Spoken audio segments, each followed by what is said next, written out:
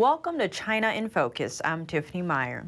In today's special episode, we sat down with Brandon Weichert, author of Winning Space: How America Remains a Superpower, and Rick Fisher, senior fellow at the International Assessment and Strategy Center.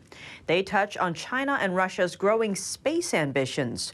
What would happen if America loses its edge in space, and what steps could be taken to stem the tide? Let's dive in. Thank you so much for joining us today. Great to have you on the show. It's a pleasure to be here. Thanks for having me. Tiffany, thanks for having me back. So let's begin with Vice President Kamala Harris's comments, actually, saying how we're not going to be sending anti-satellite missiles into space. So how significant is that? Well, it's significant because the Russians and the Chinese have no qualms about launching their own anti-satellite missile tests. If you remember, in 2007, China, out of the blue, launched an ASAT test that created the world's largest debris field that's still in orbit today and plaguing all spaceflight operations for the rest of the world. And then in November of 2021, on the eve of Russia's invasion into Ukraine, as they were still building up their forces around Thanksgiving last year, the Russians shocked the world when they launched an ASAT test of their own against a derelict Soviet-era satellite, created a massive debris field that for about 8 hours threatened the safety of the International Space Station and almost destroyed it. Had it not been for some of the astronauts and even some of the cosmonauts aboard sort of thinking their way through the problem, we might have lost the ISS. And that was a signal to the Americans, hey, don't mess with our invasion of Ukraine, because we have the ability in Russia to totally destroy and debilitate your critical yet vulnerable satellites in orbit.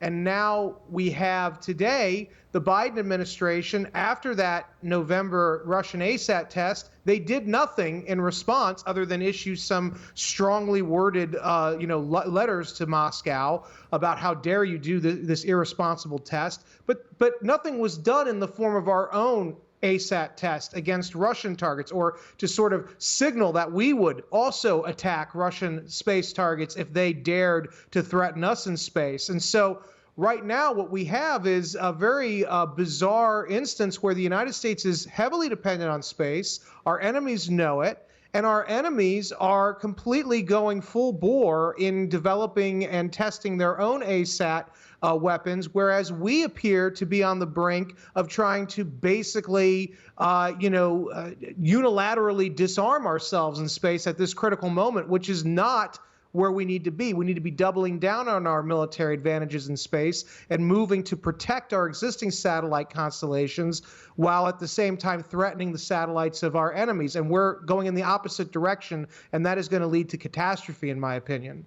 It amounts to a kind of virtue signaling on behalf of the administration, as largely as a way to appeal to American arms control advocates, groups that advocate for curtailing such capabilities in space, because our enemies are not going to follow this example. First, the vice president only announced a ban on destructive anti-satellite tests. The tests such as Russia conducted in November of last year, which created over 1,500 pieces of debris, or the Chinese big test in 2007 that created almost 3,000 pieces of debris. Indeed, the United States is not going to conduct those kinds of tests if it doesn't have to. But we do need to have the option of developing a robust counter space capability, and testing is part of that. If testing can be accomplished without creating large clouds of debris in low Earth orbit, maybe that may be very necessary in order for the United States to be able to demonstrate to China and Russia not to use their quickly growing counter space capabilities against the United States and its allies. recently there was a report out by the Defense Intelligence Agency kind of warning of how much China and Russia have grown in the space field and how space is now becoming really militarized and could pose, the winning side for whoever, paves the way there. So if that were to happen, what would be the consequences? Well, first off, I want to give props to my colleagues at DIA. This is a stellar report they put out, and they've been pretty good about sort of being ahead of the curve on some of these threat assessments. But overall, the U.S. government has been very bad about dealing with space, which is one of the reasons why I wrote my book.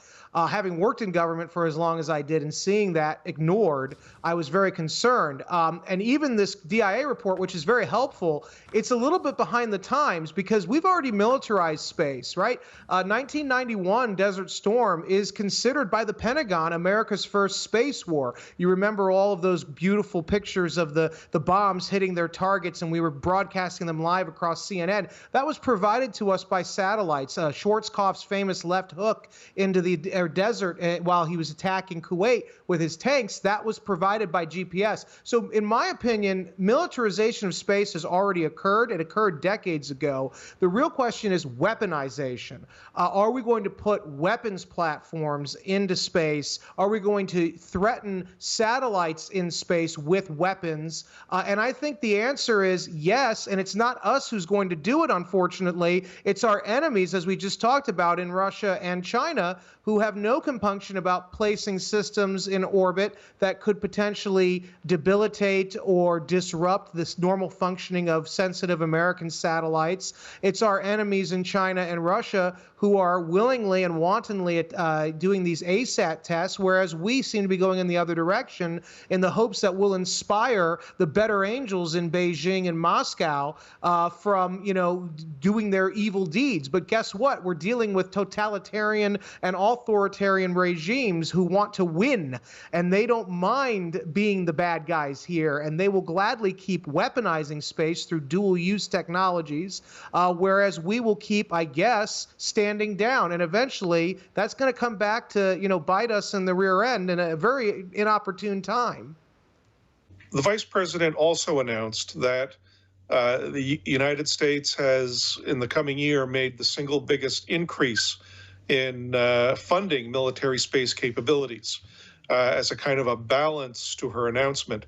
But that is what's really important, because Russia and China, as highlighted by the recent Defense Intelligence Agency report, are just rapidly increasing their abilities to conduct warfare in space.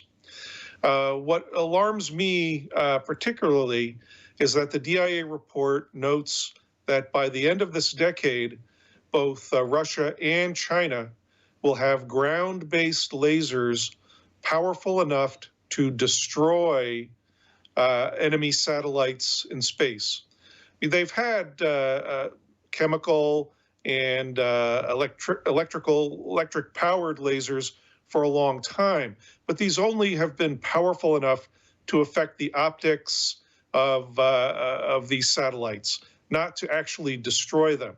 The fact that these lasers will be powerful enough to actually destroy satellites is a very ominous increase in their threat, because lasers can fire thousands of rounds a minute very inexpensively.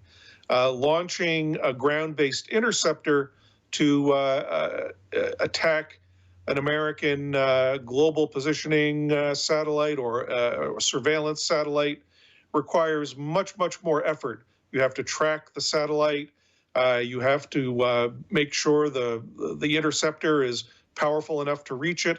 And then you actually have to hit the American satellite. All of that is very complex and demanding, whereas simply pointing a laser is far easier.